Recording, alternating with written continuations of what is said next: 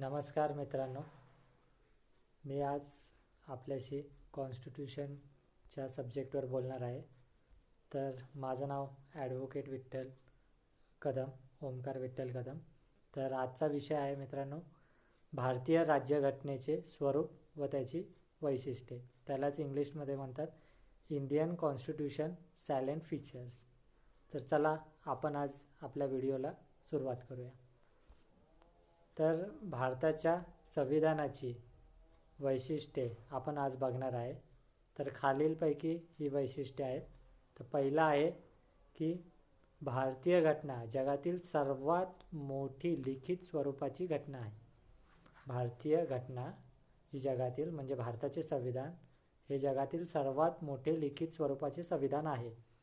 तर आपण जाणून घेऊया की आपलं जेव्हा संविधान बनवलेलं मूळचे संविधान होते तेव्हा 395 त्यात अनुच्छेद होते, 22 भाग होते आणि 8 परिशिष्टे होती. परंतु आता 448 अनुच्छेद आहेत, 25 भाग आहेत व 12 परिशिष्टी आहेत. तर एवढं मोठं आपलं संविधान आहे.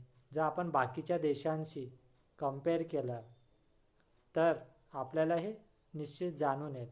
तर त्यासाठी मी खालील उदाहरणं दिली आहे. जसं की चीनचे अनुच्छेद पहिले 106 होते, आता 138 आहेत. तर त्यापेक्षा आपलं संविधान मोठं आहे आकडेवारीने. ऑस्ट्रेलियाचं बघितलं तर त्याचे 128 आहेत अनुच्छेद. कॅनडाचं बघितलं तर 147 आहेत. दक्षिण आफ्रिकेचे पहिले 153 होते, आता 224 आहे तरीही, आणि आपले 448 आहे. तर आपण बाकीच्या देशांशी कम्पेअर केलं तर नक्कीच हे जाणून येईल की आपलं संविधान हे जगातील सर्वात मोठे लिखित स्वरूपाचे संविधान आहे. तर भारतीय घटना ही अमेरिकेच्या 5 पटीने मोठी आहे. तर श्रीलंकेचा विचार केला, कम्पेअर केला तर आपली घटना त्यांच्या दुप्पट आहे मोठी. तर आपली घटना म्हणजे संविधान इतके प्रदीर्घ होण्यामागील काही कारणं आहेत. तर ती खालील प्रकारची आहेत, ते आपण जाणून घेऊया.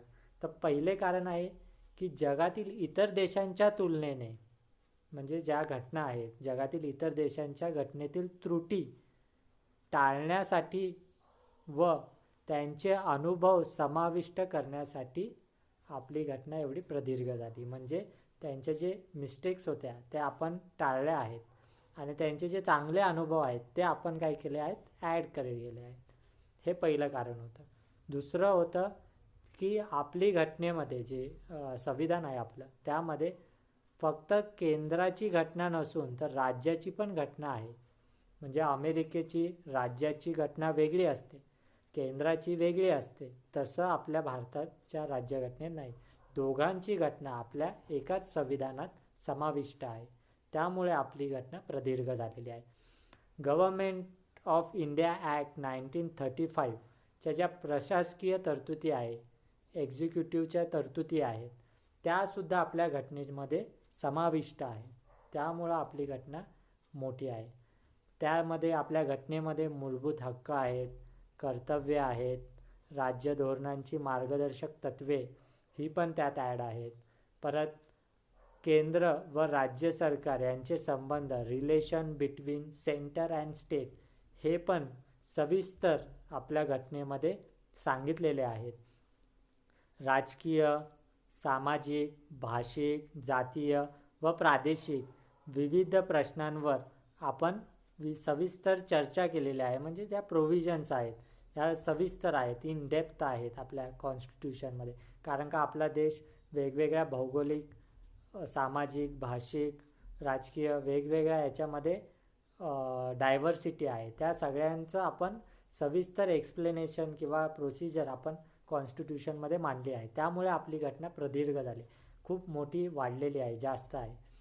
परत राष्ट्रपतींना प्राप्त असलेले संकटकालीन अधिकार जे की एमर्जन्सी प्रोव्हिजन म्हणतो आपण, आणीबाणीच्या तरतुदी, त्या पण सविस्तर आहेत.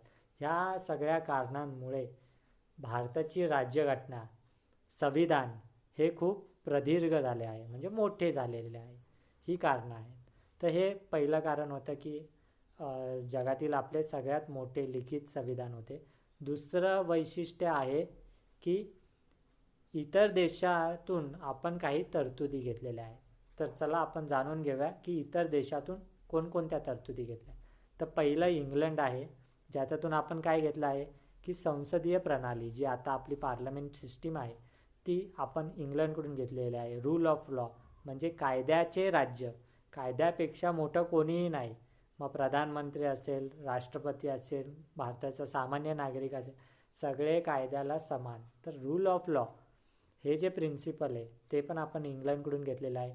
एकेरी नागरिकत्व जे आपल्या कॉन्स्टिट्यूशनमध्ये दिसतं की राज्यामध्ये आणि केंद्राला एकेरीच नागरिकत्व आहे, सेपरेट सिटिझनशिप नाही. अमेरिकेसारखी आणि स्वित्झर्लंडसारखी आपल्याला ड्युअल सिटिझनशिप नाही. तर ही आपण इंग्लंडकडून घेतलेली आहे. रिट्स जे आर्टिकल 32 आणि 226 मध्ये जे हे आहेत प्रोव्हिजन्स आहेत रिट्सच्या, तर त्या आपण इंग्लंडकडून घेतलेल्या आहेत. तर दुसरं आहे आयर्लंड. आयर्लंडमधनं आपण काय घेतलेलं आहे तर राष्ट्रपतींची निवडणूक जी इनडायरेक्ट इलेक्शन होतं ते आपण आयर्लंडमधून घेतलं आहे. राज्य धोरणांची मार्गदर्शक तत्त्वे जी आहेत ती पण आपण जे कॉन्स्टिट्यूशनमध्ये संविधानामध्ये 35 ते 51 मध्ये दिलेली आहेत ती आपण आयर्लंडमधून घेतलेली आहेत. नंतर आहे अमेरिका. अमेरिकेतून आपण काय घेतलं आहे तर मूलभूत अधिकार, फंडामेंटल राईट्स, हे आपण अमेरिकन कॉन्स्टिट्यूशनमधून घेतलेलं आहे. स्वतंत्र न्यायमंडळ म्हणजे आपली न्यायव्यवस्था ही लेजिस्लेटिव्ह आणि एक्झिक्युटिव्ह ह्यांपासून वेगळी असणार. तर ती प्रोव्हिजन आपण अमेरिकेच्या संविधानातून घेतली आहे. संविधानाची प्रस्तावना प्रिएम्बल ही पण आपण अमेरिकन कॉन्स्टिट्यूशनमधून घेतलेली आहे. महाभियोग म्हणजे प्रेसिडेंट किंवा हायकोर्ट किंवा सुप्रीम कोर्टचे जजेस यांच्यावर महाभियोग जी प्रोसिजर आहे त्याच्या ज्या प्रोसिजर्स आहेत त्या आपण अमेरिकन कॉन्स्टिट्यूशनमधून घेतलेल्या आहेत. पुढे आहे ऑस्ट्रेलिया. ऑस्ट्रेलियामधून आपण काय घेतलं आहे तर समवर्चित सूची म्हणजे कॉन्करंट लिस्ट आपण त्यांच्याकडून घेतलेले आहे. व्यापाराचे स्वातंत्र्य, freedom of trade and commerce ही जी तरतूद आहे ती आपण ऑस्ट्रेलियातून घेतलेली आहे. सभागृहांची संयुक्त बैठक आर्टिकल 108 अनुच्छेद 108 मध्ये संयुक्त बैठक जॉईंट सेशन जे आपण बोलतो ते आपण ऑस्ट्रेलियाच्या संविधानातून घेतलेलं आहे. तर आपण कॅनडा, आता पुढची कंट्री आहे कॅनडा. कॅनडातून काय घेतलं आहे आकार संघराज्याचा परंतु आत्मा एकात्मक राज्याचा. हे खूप महत्त्वाचं आहे की आपलं ड्युअल सिटिझनशिप नाही किंवा आपली राज्य ही देशातून बाहेर पडू शकत नाही. जे काही आपण पाकिस्तानच्या ह्याच्यातून अनुभव घेतला की आपल्या देशाचे तुकडे होऊ नयेत म्हणून आपण हे धडा शिकला की आपल्याकडे जास्त पॉवर ही केंद्र सरकारला आहे आणि त्याच्या तुलनेने कमी पॉवर ही राज्य सरकारला आहे. एमर्जन्सीच्या पण प्रोव्हिजन आहे जेव्हा केंद्र सरकार पूर्ण राज्यांची पॉवर त्यांच्याकडे जाते. तर ह्याच्यामध्ये हेच आहे की केंद्राला तुलनात्मक जास्त पॉवर आहे आणि राज्याला कमी आहे, परंतु तरी पण आपण संघराज्यची अंडर येतो असं या कॅनडाच्या कॉन्स्टिट्यूशनमधनं जी प्रोव्हिजन आहे की केंद्राला जास्त पॉवर आणि राज्यांना त्या तुलनेत कमी पॉवर. तर हे जे प्रिन्सिपल किंवा जे तत्त्व आहे ते आपण कॅनडाच्या कॉन्स्टिट्यूशनमधनं घेतलेलं आहे. नंतर आहे रशिया. रशियातून आपण मूलभूत कर्तव्य घेतलेले आहे. परत प्रिएम्बलमध्ये प्रस्तावनेमध्ये आपण बोललेलो आहोत न्याय म्हणजे सामाजिक, आर्थिक, राजकीय ही जी तरतूद आहे ती रशियाच्या कॉन्स्टिट्यूशनमधनं घेतलेली आहे. 7 आहे फ्रान्समधनं आपण काय घेतलेलं आहे तर प्रजासत्ता, स्वातंत्र्य, समता, बंधुता ही जी आहे आपल्या प्रिएम्बलमध्ये ते आपण फ्रान्सच्या कॉन्स्टिट्यूशनमधनं घेतलेलं आहे. जर्मनीमधनं आपण आणीबाणीच्या काळात मूलभूत अधिकार निलंबित होतात म्हणजे आणीबाणीच्या काळात आपले मूलभूत अधिकार आपण एन्फोर्स करू शकत नाही कॉन्स्टिट्यूशनमधले अधिकार, तर ती प्रोव्हिजन आपण जर्मनीच्या कॉन्स्टिट्यूशनमधनं घेतलेली आहे. नंतर आहे साऊथ आफ्रिका. साऊथ आफ्रिकेतून आपण घटना दुरुस्ती अमेंडमेंट कॉन्स्टिट्यूशनचं हे घेतलेलं आहे. राज्यसभेतील सदस्यांची जी निवडणूक असते तीची प्रक्रिया ही आपण साऊथ आफ्रिकेच्या कॉन्स्टिट्यूशनमधनं घेतलेली आहे. नंतर आहे जपानच्या आपण काय घेतलेलं आहे तर कायद्याने स्थापित कार्यपद्धती म्हणजे प्रोसिजर एस्टॅब्लिश बाय लॉ, हे जे तत्व आहे जे कॉन्स्टिट्यूशनमध्ये दिसून येतं तर ते पण आपण जपानच्या कॉन्स्टिट्यूशनमधून घेतलेलं आहे. तर आपली घटना ही बाकीच्या देशांच्या घटनेतून काही चांगल्या चांगल्या तरतुदींचा मिळून एक कॉम्बिनेशन आपण बनवलेलं आहे. तर हे एक वैशिष्ट्य आहे आपल्या घटनेचं की आपण इतर देशांच्या घटनेतून काही तरतुदी घेतलेल्या आहेत.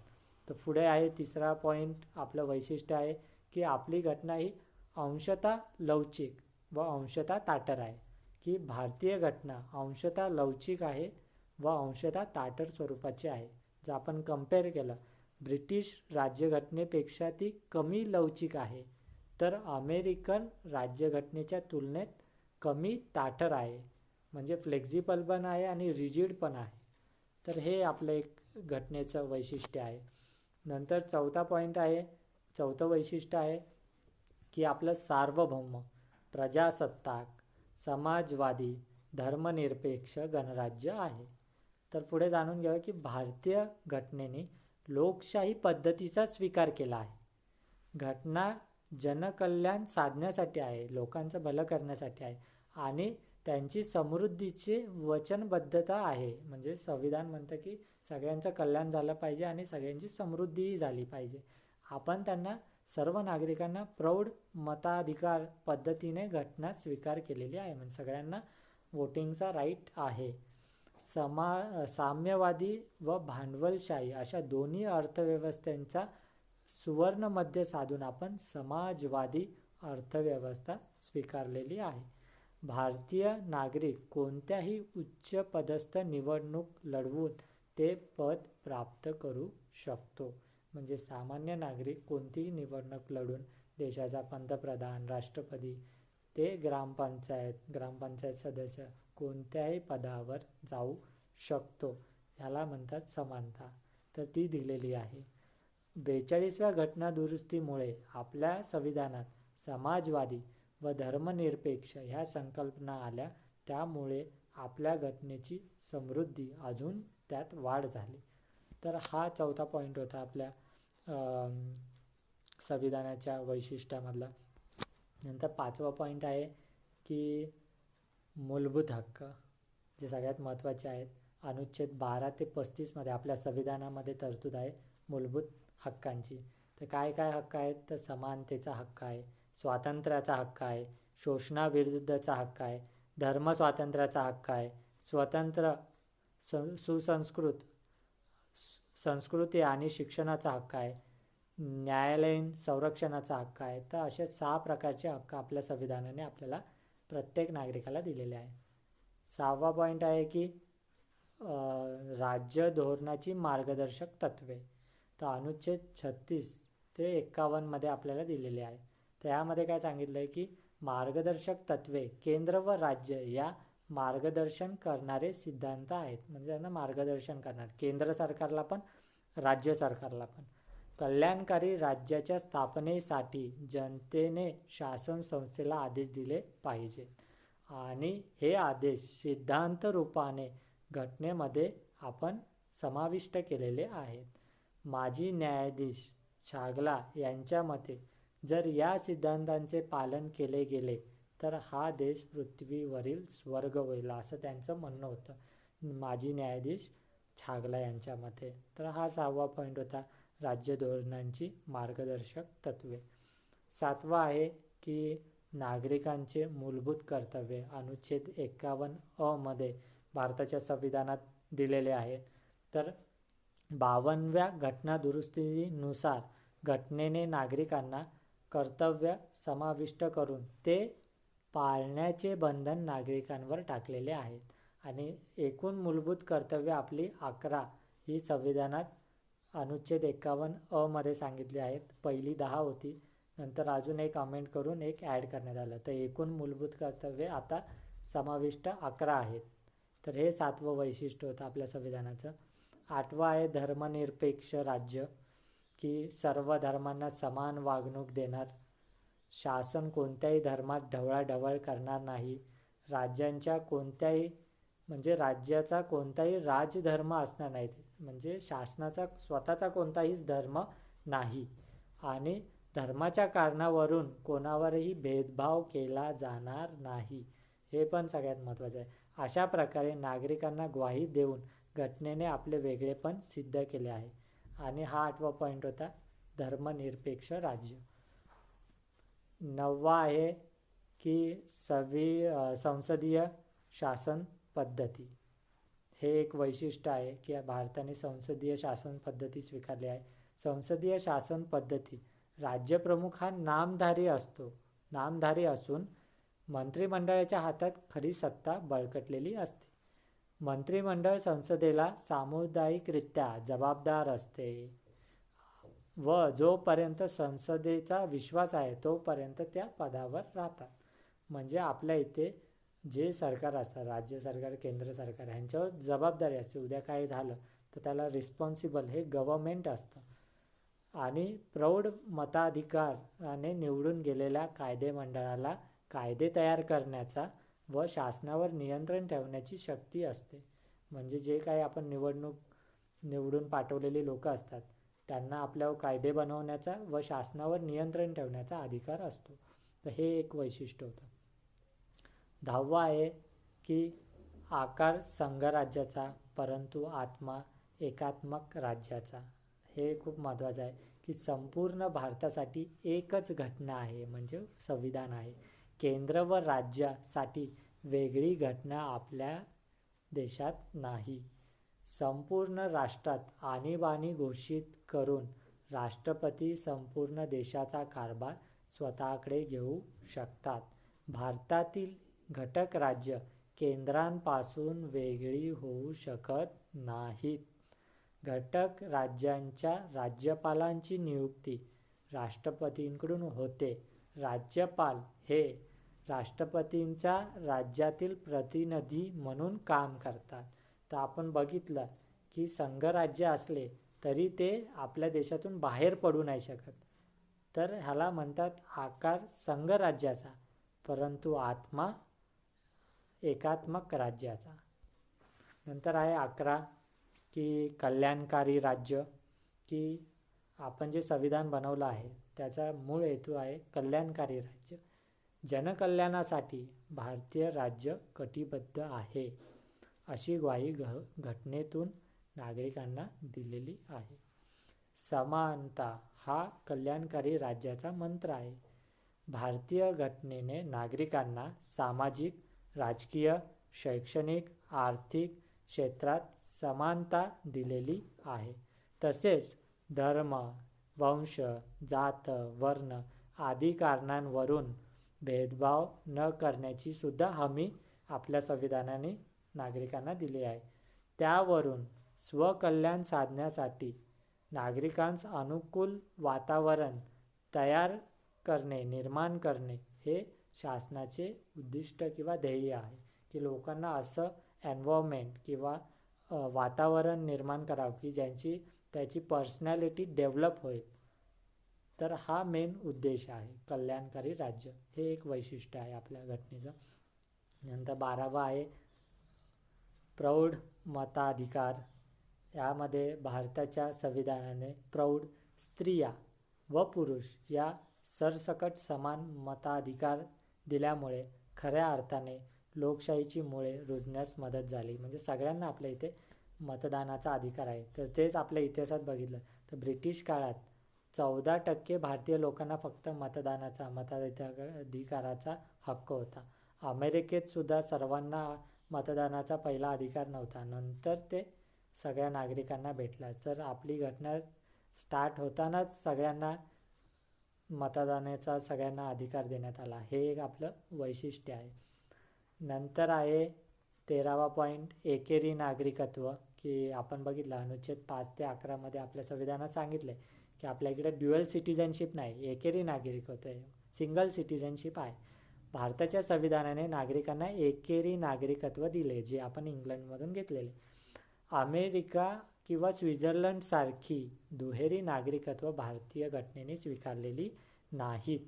भारतीय घटना म्हणजे भारतीय घटक राज्य व त्यांच्या नागरिकांना वेगळे नागरिकत्व बहाल करू शकत नाही. त्यामुळे भारतातील राज्य केंद्रापासून वेगळी पडू शकत नाही. तसेच कोणत्याही राज्यातील नागरिकास सगळ्यांना समान हक्क असणार आणि अधिकार पण समान प्राप्त होणार. हे एक वैशिष्ट्य आहे आपल्या संविधानाचं. नंतर 14वा आहे स्वतंत्र न्यायमंडळ, की भारतीय न्यायालय स्वतंत्र आहेत, त्यामुळे न्यायाधीशांना निपक्षपाती कोणत्याही भयापासून मुक्त राहून न्यायदान करता येते. लोकसभेने किंवा विधानसभेने संमत केलेले कोणतेही कायदा वैध किंवा अवैध ठरवण्याचा अधिकार न्यायालयाला दिलेला आहे. न्यायाधीशांच्या नेमणुका, कार्यकाल, पात्रता, पगार याबद्दल नियम घटनेमध्येच दिलेले आहे. कोणत्याही न्यायाधीशाच्या सहजासहजी पदावरून आपल्याला दूर करता येत नाही किंवा न्यायालयाच्या संदर्भात हस्तक्षेपसुद्धा सरकारला करता येत नाही. त्यामुळे आपलं स्वतंत्र न्यायमंडळ आहे, इंडिपेंडन्स ज्युडिशरी आहे. नंतर 15वा आहे की आणीबाणीची तरतुदी. हे एक आपलं वैशिष्ट्य आहे की आपल्या इकडे राष्ट्रीय आणीबाणी आहे, अनुच्छेद 352 मध्ये सांगितलं आहे. राज्यांतर्गतची आणीबाणी आहे, अनुच्छेद 356 मध्ये सांगितलं आहे. आणि आर्थिक आणीबाणी आहे, जे अनुच्छेद 360 मध्ये आपल्या संविधानात सांगितले आहे. या सगळ्या प्रकारची आपल्या इथे तरतूद आहे संविधानात. तर ते एक वैशिष्ट्य होतं. नंतर 16वा पॉईंट आहे की बाबा आपलं 3 स्तरीय व्यवस्था आहे, 3 टायर सिस्टीम आहे. जसं की आपण बघतो की केंद्र सरकार आहे, जिथं संसद आहे, लोकसभा व राज्यसभा आहे. दुसरं आहे राज्य सरकार, त्यामध्ये विधानसभा व विधान परिषद आहे. या दोन्ही संविधान निर्मितीच्या वेळी फक्त 2 स्तरीय व्यवस्था होत्या, परंतु नवीन अमेंडमेंट करून पंचायत राज संस्था व पालिका पण आल्या. त्यामुळे 3 टायर सिस्टीम म्हणजे 3 स्तरीय व्यवस्था भारतीय संविधानात नमूद केलेलं आहे आणि हे एक भारतीय संविधानाचे वैशिष्ट्य आहे. तर अशा प्रकारे आपण ही सगळी वैशिष्ट्य बघितली. तर त्याच्यावर काही टीका पण झालेल्या आहेत आपल्या संविधानाच्या याच्यावर. तर त्या टीका काय आहेत त्या आपण जाणून घेऊया. तर पहिली टीका अशी आहे, क्रिटिसिझम असा आहे की दुसऱ्या घटनेतून आपण उसन्या तरतुदी घेतलेल्या आहेत. दुसरा टीका आहे की गव्हर्नमेंट ऑफ इंडिया ॲक्ट 1935 जशाचा तसा आपण घेतलेला आहे, ओके, तो आपल्या अकॉर्डिंग चेंज किंवा मॉडिफाय पण केलेला नाही, असा आरोप आहे काही ऑथर्सचा. तिसरा आहे अँटी इंडियन, म्हणजे हे ज्या प्रोव्हिजन्स आहेत ह्या सगळ्या डेव्हलप कंट्रीजच्या आहेत आणि आपण काय डेव्हलप कंट्री नाही आहे अजून. आपले सर्कमस्टन्सेस वेगळे आहेत, अजून आपल्या डेव्हलपिंगमध्ये आहोत, तर आपल्याला ते सूट होतील की नाही. त्यामुळे इथं म्हटलेलं आहे की अँटी इंडियन आहे, अशिक्षित लोक आहेत, त्यामुळं त्याला अँटी इंडियन असं क्रिटिसिझम म्हटलं गेलेलं आहे. तर ते एक पॉईंट आहे.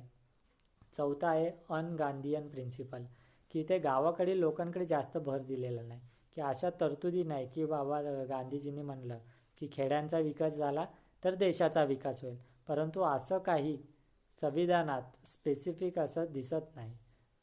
तर 5वा क्रिटिसिझम आहे की आपली घटना खूपच मोठी आहे, आपलं संविधान हे खूपच मोठं आहे. तर हे 5 प्रकारचे क्रिटिसिझम आपल्या संविधानावर केलेले आहे. तर असा पूर्ण आपल्या संविधानाची वैशिष्ट्ये व त्याच्यावर केलेले क्रिटिसिझम हे आपण बघितले. जर मित्रांनो तुम्हाला माझा हा व्हिडिओ आवडला असेल तर नक्कीच शेअर करा, लाईक करा आणि चॅनलला सबस्क्राईब करा. थँक्यू, तुम्ही माझा हा व्हिडिओ शेवटपर्यंत पाहिला त्याबद्दल. यापुढे अजून अपडेटेड डीप नॉलेज रिगार्डिंग कॉन्स्टिट्यूशनचे व्हिडिओ नक्की पहा.